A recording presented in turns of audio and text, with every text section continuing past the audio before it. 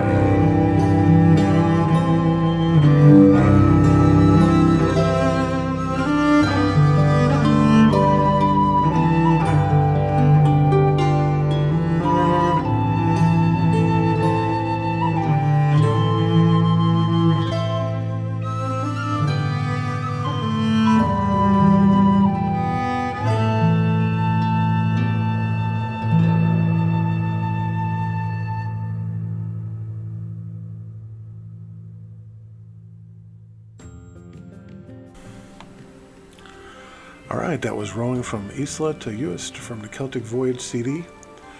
Those are in the Outer Hebrides of the islands up there near the Highlands. That would be hard rowing on a nice day, though. Now, we are going to get into the dative case of nouns, but before we do that, before we get into all that wonderful grammar, let's do a review of the last 3 months of Feuchamaich Beagan Gaidhlig. All right. If you have been learning Scottish Gaelic in my podcast segments Feuchamaich Beagan Gaidhlig, you have been given the basics to form simple statements and questions, to speak Gaelic on a beginner's level. However, you may not have the confidence yet, or even you may not think you're able yet. Well, that's nonsense. You need to start spreading your Gaelic wings. Start saying, what you know, getting it out there. If you can form a weekly class, that'd be the best way to do it. Because getting together with people who are like-minded, who are willing to learn, is the best way to start speaking and start comprehending. After all, you have learned in the past 3 months the present and the past tense of the verb to be, which is the beginning. You've learned your pronouns, the me, u, a, shin, shiv, it. You've learned the positive and negative statements in both those tenses. Ha, va, chanyo, chanro, avail and ro, nakel, nakro. You have some knowledge of Gaelic adjectives like ma, which is good, and ski, tired, beck, small, more, big, and plenty others. You've even learned how to put that accent thing over your vowels and make them look all Gaelic-y. You know some conjunctions like agus and ak, the definite articles an, am, a, and na, which is plural. You know plenty of nouns like ku, with dog, and tie, car, tie is house, and car, obvious, etc. You've learned the simple prepositions on, ans, ek, phone, etc. You've learned that prepositions can merge with pronouns to make prepositional pronouns, which help because in Gaelic you can't have anything. It has to be on you, under you, or in you, or etc. You've learned how a sentence is constructed, verb, subject, everything else.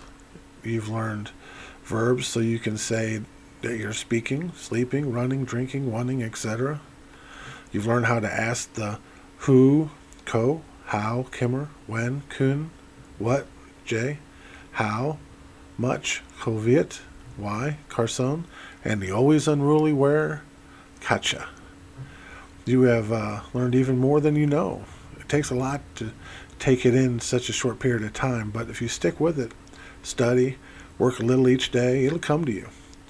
It is a lot of grammar, I know, and not my best subject either, but learning how the language is built is key to understanding. I hope you have liked it up to this point. I do plan to go on for more. I choose to teach referencing 2 different teaching methods. The first is straight from a beginner's manual from Sal Morastic, which is very grammatical. And the second is Muriel Fisher's Scottish Gaelic Level 1, which is more concerned with Gaelic as it is spoken. Now, if you study Gaelic enough, you're certain to run into books and dictionaries which have different spelling and different accent marks. Some of this is because the spelling or gender changes from glen to glen, island to island. Some is due to groups trying to standardize Gaelic, and that will result in older versions of books and materials being different. But if you can read it and people can understand you, then that's the point. So here it is. I have a couple tips for you going on from here. Tip number 1. Listen to your level appropriate Gaelic. Try to understand it as you hear it, much like you do with your native language.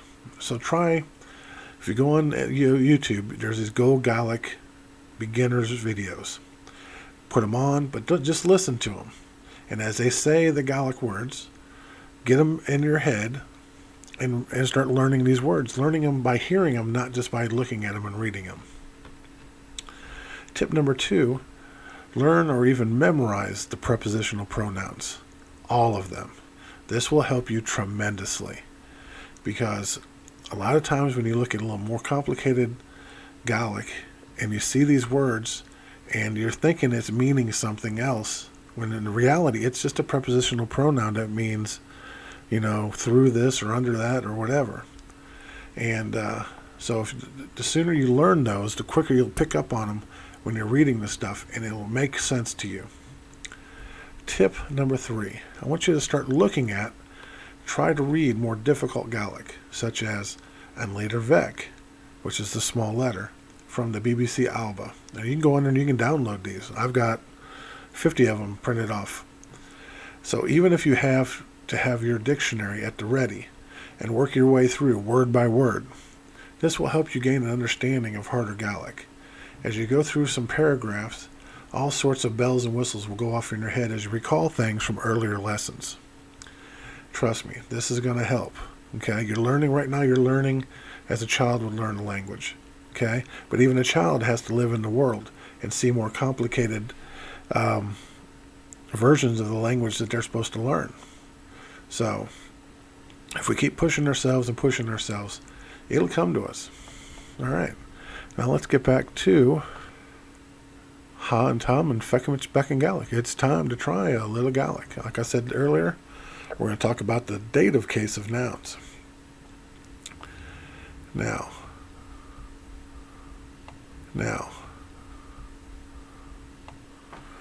All right. Real quick. Gaelic has 4 cases. It has the nominative, the vocative, the genitive, and the dative. Now these cases have the following functions. Nominative is the basic form. Vocative is the form when spoken to. Genitive is the possessive form. And dative, which is what we're going to talk about today, is the form when following a preposition. All right?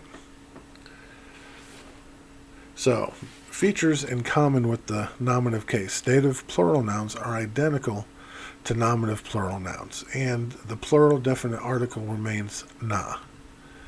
So, masculine plural nouns, balik, boys, na balik, the boys, le balik, with boys, lesh na balik, with the boys. The feminine plural nouns, buin, shops, na buin, the shops, anam buin, in shops. Now it's because the noun is starting with a B. Ounce na buin, in the shops. All right. Now the dative singular case of masculine nouns, the indefinite noun, the dative indefinite noun is identical to the nominative. So, nominative indefinite singular, board, table, lar, book. Now the dative indefinite singular, be air board on a table, lay lar with a book. The definite noun, the masculine dative singular noun undergoes identical initial changes as the feminine nominative singular definite nouns. Wow, this is some really deep grammar stuff, but we need to kind of understand it. So, the definite article of nouns begins with DT, LN, R, SG, SM, SP, or ST, is identical to the nominative definite nouns. Combined forms of the definite article with the simple prepositions vo, j, jo, fo, mu, ro, and tro are maintained. Nominative definite singular. Endoris and scholar, the pupil, and tie, the house. Dative definite singular. Tron doors, through the door. Lesh and scholar, with the pupil. Ek and tie, at the house. The definite article of dative nouns beginning with a vowel drop the T dash of the nominative definite article. Combined forms of the definite article with the simple prepositions vo, j, jo, j, do, fo, mu, ro, tro are maintained. Nominative definite singular. All right. And shorin, the song, and chular, the floor. Dative definite singular. Lesh and orin, with the song. Fon ular, under the floor. All right. Now, some new words. Adjectives. Boyak, beautiful. Huan, calm. Lua, fast. Lua, fast. stormy, bria, lovely, down, brown, mal for slow, uania for green. Achet, field, erlen, bread, banya, milk, board, table, chanach, shore, fesker, evening, fig, deer, gul, coal, im for butter, orlan, song, alt for burn, which is a stream, bala, town, baksa for box, kaylee for kaylee, it's a party, a get together, rock, hill, fur, grass, fur, grass. Might just look into the pronunciation of that. That's kind of funny. Glen, esk, fish, manu, moor or mountain, paper, ron, seal, shiel, sail, schnuck, snow, ushka, water, soul, world, scholar, pupil or scholar, through, stream, ular, floor. All right. Now, ha kalik, voyak, ans, a faper an. Number 2. Ha ku don bek an fon vordshin. Number 3. An roshiv, of vonu. 4. Valron an a chladak. 5. Ha and chim, an erlen gleva. 6. Ha and glen, shinbria, la quin. All right. That'll be it for today for Feuchamaich Beagan Gaidhlig.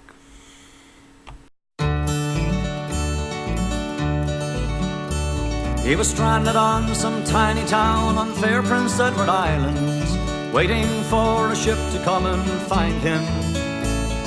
A one-horse place, a friendly face, some coffee and a tiny trace, a fiddling in the distance far behind him. A dime across the counter then, a shy hello, a brand new friend, a walk along the street in the wintry weather. A yellow light, an open door, a welcome friend, there's room for more, and then they're standing there inside together. He said, I heard that tune before somewhere, but I can't remember when. Was it on some other friendly shore? Did I hear it on the wind? Was it written on the sky above? I think I heard it from someone I love, but I never heard it sound so sweet since then.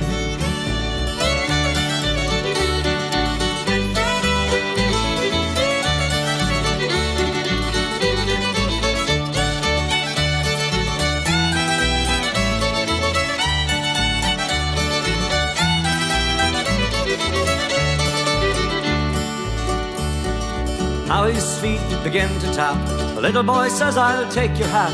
He's caught up in the magic of her smile, and leaps the heart inside him when and off across the floor he sent his clumsy body graceful as a child. He said, there's magic in the fiddler's arms, there's magic in this town, there's magic in the dancers' feet and the way they put them down. Smiling people everywhere, boots and ribbons, locks of hair, laughter in old blue suits and Easter gowns.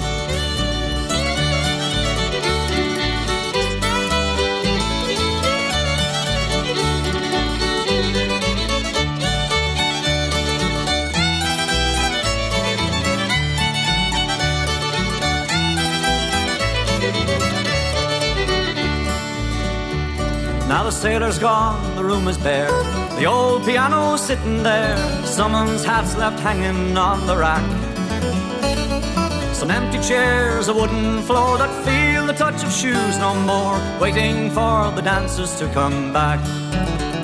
And the fiddle's in the closet of some daughter of the town. The strings are broken, the bow is gone, and the cover's buttoned down. But sometimes on December nights, when the air is cold and the wind is right, there's a melody that passes through this town. Woo!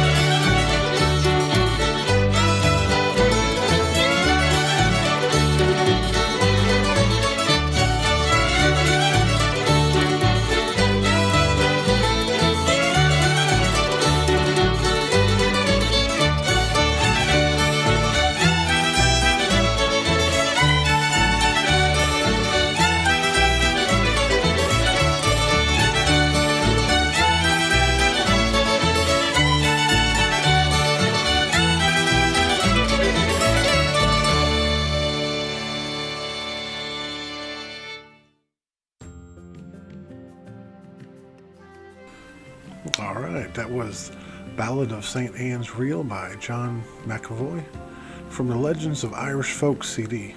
It's a really good CD.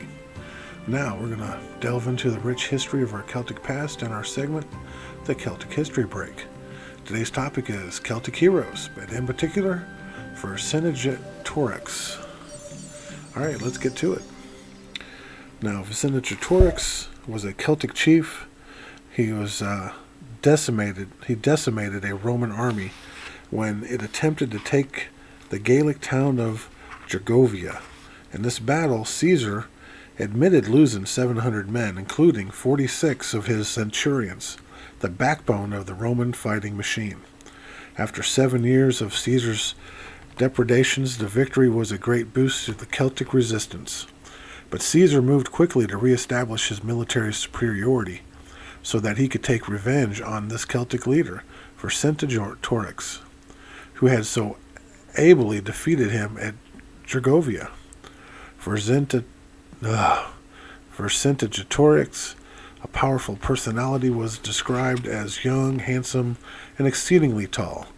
As chief of the Celtic Arverni, he embarked on a mission to fight the Romans by unifying the Celtic tribes as a single force, what Caesar feared most. Ignoring petty rivalries, Vercingetorix used his victory at Gergovia to gather recruits from the neighboring tribes. As determined and as ruthless as Caesar, he imposed a strict discipline, punishing with death those who did not cooperate with his national cause. He adopted a scorched earth policy, burning Celtic towns and crops to prevent Caesar's troops from living off the land. He applied guerrilla warfare to cut off the Roman supplies. Caesar was alarmed and reinforced his cavalry with German horsemen. A supreme commander of Roman forces in Gaul, he joined his own army with that of one of his generals, Libanius, and set out to get Vercingetorix at any cost. After 7 years of war, he needed a clear-cut victory over this Celtic chieftain, or return to Rome in disgrace. His lofty political ambitions would be ruined if he did.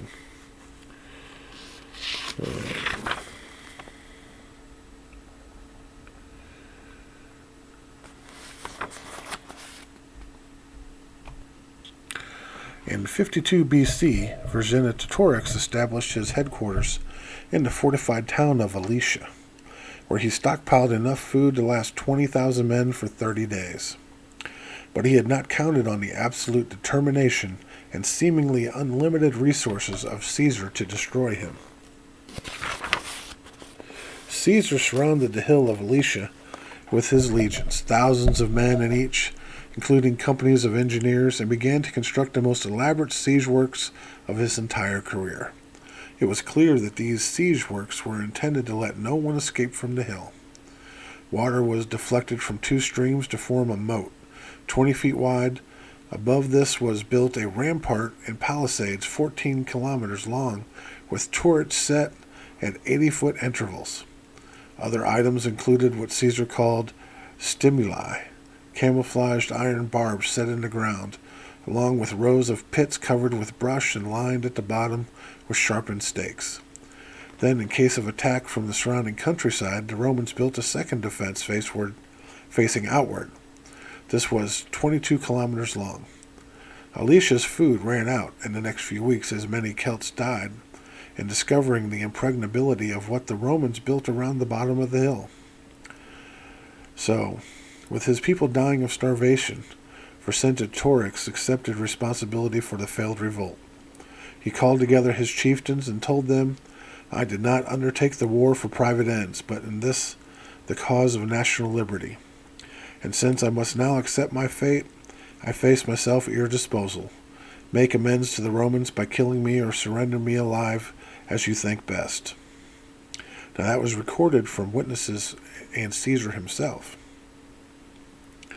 The chieftains did not kill Vercingetorix, but they too remembered the slaughter of Avacarum. The gates were opened, and Vercingetorix left Alicia for his fateful meeting with the Romans massed below. The final scene at Alicia is dramatic. Riding tall and proud on his caparisoned horse and wearing the finest Celtic-made silver and enameled armor, Vercingetorix descends the hill alone and slowly makes a ritual sunrise circle around the dais where Caesar sits, surrounded by his generals and the standards of his legions. Dismounting, he throws aside his weapons and silently awaits the conqueror's pleasure. Caesar's pleasure is to send Vercingetorix in chains to Rome, where he is dragged through the streets in triumph. The Senate, in gratitude for Caesar's victory, declares a 20-day public thanksgiving. 6 years later, in 45 BC, the year he was named dictator of Rome for life, Caesar proudly exhibits Vercingetorix in the forum and then has him strangled. Wow. That's kind of harsh. Alicia today, 2,000 years later, near the modern city of Dijon, the hill of Alicia, Mount Oxus as it's called, is still there for all to see. On a small part of it sits the medieval village of Alice Saint-Reine. Sections of Caesar's complex and formidable siege works are still there, carefully reconstructed. Some of them are full-size in every detail. The French have erected an imposing statue of their noble ancestor, Vercingetorix, at the National Museum of Antiquities in Saint-Germain in Laye, where models of the various man-killing traps set by the Romans at the foot of the hill. Wow. That's kind of cool. All right.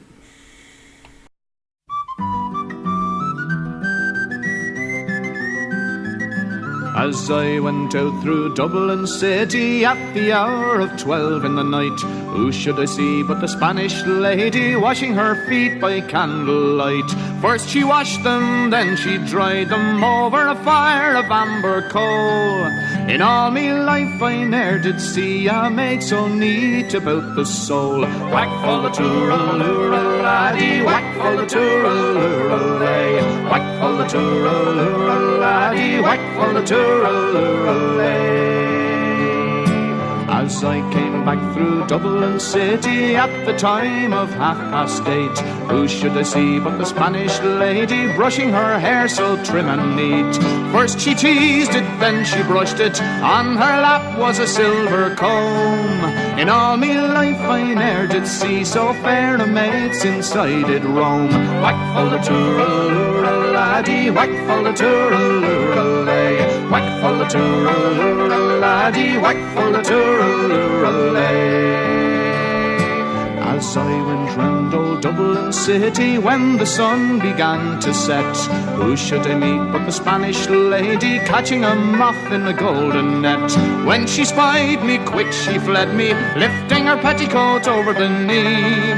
In all me life I ne'er did see a maid so gay as the Spanish lady. Whack full of tooraloora laddie, whack full of tooraloora lay. Whack full of tooraloora laddie, whack full of tooraloora lay. I stopped to look, but the watchman passed. Says he, young fella, now the night is late. Along with you now, or I will wrestle you straightway through the Bridewell gate. I threw a kiss to the Spanish lady, hot as a fire of angry coal. In all me life I ne'er did see a maid so sweet about the soul. Whack full the tooraloora laddie, whack full the tooraloora lay. Whack full the tooraloora laddie, whack full the tooraloora lay. As I went out through Dublin city, as the hour of dawn was o'er, who should I see but the Spanish lady? I was lonely and footsore. First she coaxed me, then she chid me, then she laughed at my sad plight. In all me time I ne'er did see a maid so sweet as on that night. Whack full the tooraloora laddie, whack full the tooraloora lay. Whack full the tooraloora laddie, whack full the tooraloora. I've wandered north and I've wandered south, through Stony Batter and Patrick's Close, up and around by the Gloucester Diamond and round by Napper Tandy's house. Old age has laid her hand on me, cold as a fire of ashy coal. But where is the lovely Spanish lady, neat and sweet about the soul? Whack full the tooraloora laddie, whack full the tooraloora lay. Whack full the tooraloora laddie, whack full the tooraloora lay. Whack full the tooraloora laddie, whack full the tooraloora lay. Whack full the tooraloora laddie, whack full the tooraloora lay.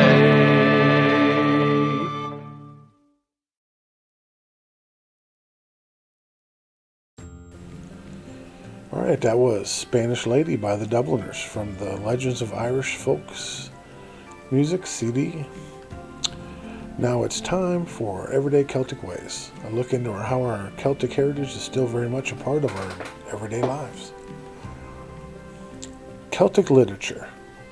The term Celtic literature is used by Celticists, if that's a word, to denote any number of bodies of literature written in a Celtic language, encompassing the Irish, Welsh, Cornish, Manx, Scottish, Gaelic, and Breton languages, in either their modern or their earlier forms. The history of Celtic writing is one that has influenced literature the world over and is a large part of Celtic culture identity. The rich lore of Celtic mythology and European culture and knowledge was preserved by medieval monks in both Latin, Gaelic, and early Irish. English writing in Ireland, though, was introduced by the Normans in the 13th century, and by 19th century, Irish literature, in particular, was predominantly written in English, and taking the literary world by storm. This will be our focus today, even though my favorite author is Robert Louis Stevenson, who is Scottish, and my favorite Celtic story is the Arthurian romances were originally written in French by French writers, but heavily influenced by Celtic culture and mythology. Like I said, though, today I will focus on the Irish writers. There are far too many great Irish writers for this segment to do justice to. There's Jonathan Swift, author of Gulliver's Travels, and the first internationally famous Irish writer. There's Oscar Wilde, a beautifully witty playwright and author of The Picture of Dorian Gray. If you fancy some horror, then seek out Bram Stoker, author of Dracula. For fantasy, delve into C.S. Lewis, author of The Chronicles of Narnia. Ireland has given birth to many accomplished playwrights such as George Bernard Shaw and Samuel Beckett. Ireland's rich poetry has been crafted by the lyrical prose of W.B. Yeats, Patrick Kavanagh, and Seamus Heaney, and there are those whose writing skills have been expressed in both English and Gaelic, such as Brendan Behan and Flann O'Brien. In the 1920s, Irish writing was internationally influential, with modernist writer James Joyce achieving fame with Dubliners and A Portrait of the Artist as a Young Man, and infamy with his novel Ulysses and Finnegan's Wake. I'll post a picture up here showing me and my brothers in Dublin, and standing next to the James Joyce statue, and drinking in the pub that he was famous for going to visit. So this is the quote that was on his statue. It says, "I care not if I live but a day and a night, so long as my deeds live after me." And they sure have, Mr. Joyce. Irish writing is still strong today in the 21st century, with writers such as Roddy Doyle and Colum McCann, with an increasing movement of female writers including Jennifer Johnston, Anne Enright, and Emma Donoghue. Irish literature is constantly experiencing a rebirth, always taking her place in the global literary world. Even I have written. I had a book published back in 2009 called The Highland Way, and I've had a few poems and short stories done as well. One of my poems, the first one I've ever had published, is called Writing, and here it goes. I scrawl these words by embers aglow. As hours pass me by, they go. Greatness expected to flow from pen, page after page, again and again. With ember gone and words completed, all I can do is hope you read it. The end. Okay. And that was, like I said, that was my first published poem. My first published short story now. It's called The Eternal Struggle. And it's not really a Celtic story, although it is this kind of the struggle for life, which many of Celt have done. So it's The Eternal Struggle by Jeff MacDonald. I love to watch movies that exemplify the struggle for life that is eternal all around us. There are places in our world where this struggle is very evident, but most people never notice. Like most important aspects of life, we are blinded to them until we metaphorically open our eyes. You may think that the struggle for life would be hard to find in a modern city like St. Louis. I did as well. Now, I'm not referring to the homeless or the financially hard-pressed. My observations are on a much smaller scale. They are of the squirrel that is relentlessly stealing the birdseed from my new bird feeder. I understand that the furry little guy is just trying to survive, but day after day, regardless of my efforts, he steals away his booty. His attempts remind me of that character in the Ice Age movie that is eternally chasing the acorn. My wife said to me as we stared out the window watching this fearless bandit that it reminds her as well. At times, I feel embarrassed not to have the same level of persistence and determination in my own endeavors. She added, but I had already turned my intent on attack. His brazen actions I see as an act of war. I was unaware how long he had been helping himself to the birdseed, but the first day I witnessed his tenacity in action, I knew I must put a stop to this injustice. The seed, after all, is there for the birds. I instantly assumed my furry-tailed foe was a thief and a bully as well. When I witnessed him chase away the birds trying to get some small portion of seed that was intended for them. My first attempt to rid myself of this menace was to purchase an inexpensive fake owl to stand motionless post and fend off the squirrel. But that had the adverse effect of repelling the birds as well. Mocking me, the squirrel would use the flat top of the owl's head to curl up and wave his furry tail and eat the seeds, looking at me and mocking me. If I weren't within a stone's throw of the airport, I would have bought a shotgun, waited patiently, and then blasted that little thief.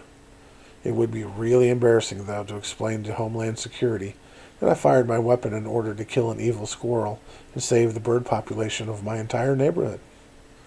I doubt they would understand. I'm afraid all it would accomplish is giving me a padded cell in which to write about my experience. So after several weeks of going insane, watching the squirrel take what he wanted without repercussion, I had an epiphany. My second attempt was ingenious. I hooked up an audible alarm to a motion sensor and mounted it to where the inept owl had been perched. It worked perfectly. If the squirrel came anywhere near the opening, the alarm would sound and scare him away. Once again, mankind had triumphed. I had that nagging feeling that victory was not yet complete, though. I felt good about my accomplishment, especially after hearing the alarm sound a few times during the evening. His failed attempts gave me an odd pleasure. Upon inspection, in the morning, however, the seed was gone. I was furious. I checked the video, and yes, I said video, and sure enough, the squirrel was at it again. In my living room, I watched in horror as the menace failed several attempts to get some seeds before he began chewing on the electronics. He eventually realized that the wires weren't food, but he also realized that the noise that had been scaring him away earlier was gone. I was beginning to feel like Wile E. Coyote from the cartoons of my youth. But this wasn't a cartoon. I was an educated and adult human, and I was going to prevail. So for weeks I pondered what my next action would be. I thought of just not filling the bowl with seed and removing the feeder altogether, but I quickly dismissed these thoughts. I had decided that victory would be mine.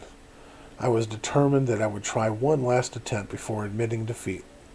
I will admit now that this decision was forced upon me by my wife and family, who had grown tired of my obsession with the infernal rodent. Knowing that I had only one more chance to outwit my 1-pound foe, I spent many nights pondering my next move. In the end, I didn't resort to violence or elaborate electronic countermeasures. All I did was grease the pole. A thick layer of axle grease applied all the way up the pole that supported the feeder did it. I watched as my conquered little friend tried and tried, but to no avail. I danced happily to my family's embarrassment and my foe's demise. But it would be a bittersweet victory, as if on cue, I witnessed out of the corner of my other eye another squirrel, peering hungrily at her defeated partner, as if to ask, "Where's lunch?" I felt like a horrible person. I had let this marvelous creature turn me into a selfish, vindictive person. His eternal struggle to live had taught me an important lesson. I have been blessed with so much in my life that it should be easy for me to give back. So I purchased another feeder, and I placed it about 10 feet away from the other one. Now the squirrel could feast on his seed, while the birds were finally able to enjoy the original feeder. I had been so caught up in the battle to protect what was mine that I didn't take into account the whole struggle around me. The other day I looked out and watched the squirrels and the birds enjoying the seed in blissful harmony. Although they had made pigs of themselves, littering the ground below the feeders with seed, all I could think was, I hope a mole doesn't pop out and start causing problems. That would mean war. The end. Hope you liked it.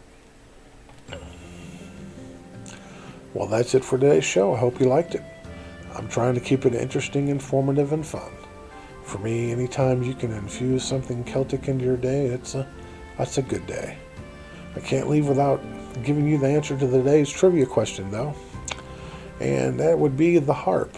And while researching this, I found out some really interesting things about the harp, which I'm going to share with you within the next couple weeks on Everyday Celtic Ways.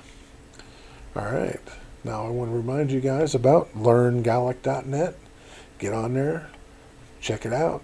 It's really fun. Learn the Gaelic language. Help us protect this language. Keep it from dwindling down. I think it's going through a resurgence right now, which is great. Also, I'd like you to check out my YouTube channel, Olde Scot, and some of the Celtic stories and other things I got going on in there. So, yeah, just check it out. All right, Martian Leave and Drozda, bye for now. And I'm going to leave you with this song, Farewell to the Isle of Skye, from The Sky, the Island, Gaelic Music and CD.